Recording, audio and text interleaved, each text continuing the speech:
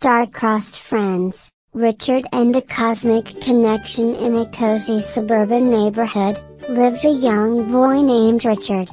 Every night before bed, Richard would look out his window at the night sky, fascinated by the stars that twinkled above. But there was one star, bright and sparkling, that captivated him the most.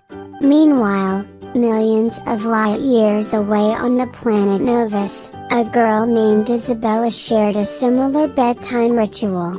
She looked at her sky, dazzled by a radiant star that shined brighter than the rest. That star was Earth, although Isabella didn't know it yet. One night, a magical event occurred.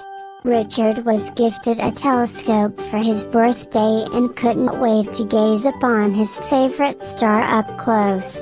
As he focused the telescope, something extraordinary happened. The star twinkled and shimmered in a peculiar way, and then Richard found himself communicating with Isabella through a cosmic video connection. Isabella had received a similar telescope from her parents, and she too was amazed to find this unexpected connection. Despite the distance and the difference in their worlds, they quickly became friends. They talked about their families, shared their dreams, and even showed each other what their respective worlds looked like through their telescopes. However, the cosmic alignment that allowed their connection was rare and wouldn't last forever. They learned that in a few days, their planets would shift out of alignment, and they might never be able to communicate again. But before that happened, they had one last mission, to share something special about their worlds with each other. Richard decided to show Isabella the beauty of Earth's oceans. He placed a tiny camera on his telescope and aimed it at the sparkling blue oceans from a geography book. Isabella was amazed by the vast bodies of water, as Novus didn't have oceans like Earth did. Isabella, in return, showed Richard the skyfall meadows of Novus, a field where radiant flowers floated in the air, each one glowing with a different hue. Richard was captivated by the sight. He had never seen anything so magical. As the last day of their cosmic alignment approached, they felt a mix of happiness and sadness.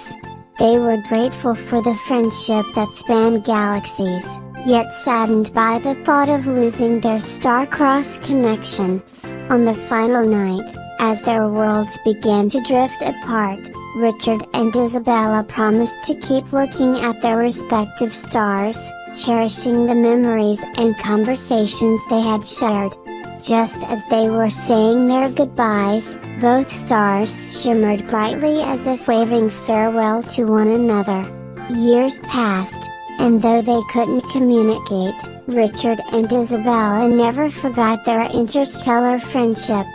Richard grew up to become an astrophysicist, still inspired by that one shining star, while Isabella became an explorer, discovering new realms within her own world. Though galaxies apart, their friendship made them realize the boundless possibilities that existed beyond their worlds. It encouraged them to reach for the stars both metaphorically and literally, and instilled in them the understanding that friendships could be as infinite as the universe itself. So, whenever they felt alone or limited by their circumstances, Richard and Isabella would look up at their skies, find that twinkling star, and remember that somewhere out there was a friend thinking of them, too. And in that thought, they found endless comfort and boundless inspiration, cherishing the extraordinary friendship that had once bridged two worlds. The story is over. Thanks for watching. The second story, The Waking of Embering, the dragon who played once upon a time, in a small and peaceful village surrounded by lush forests and rolling hills. There lived a boy named Richard and a girl named Isabella. They were best friends who loved exploring the forests and listening to the elders tell tales of the legendary dragon, Imberring. This dragon was special because it woke up only once every 100 years and would play only with the children of the village. As luck would have it, Richard and Isabella were born in the year when Imberring was due to wake up again. The whole village buzzed with excitement, preparing a grand celebration for the dragon's awakening. Finally, the day arrived. 100 years had passed since Imberring last woke, and the earth trembled as the dragon stretched its wings and took its first deep breath. With eyes glowing like embers and scales that shimmered in the sunlight, Imberring flew towards the village. At first, the children were a little scared. Imberring was enormous, with wings that could blot out the sun. But the dragon lowered its head, as if inviting them to come closer. Taking this as a sign, Richard and Isabella cautiously approached, and the dragon gently nudged them, clearly in a playful mood.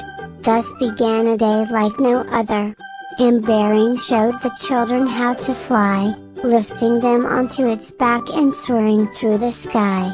It taught them to make sculptures with clouds and even how to sing in Dragonese, a melodious language that only dragons speak. Richard and Isabella also taught Imberring games like hide and seek and tag. To everyone's amazement, the dragon was quite good at it.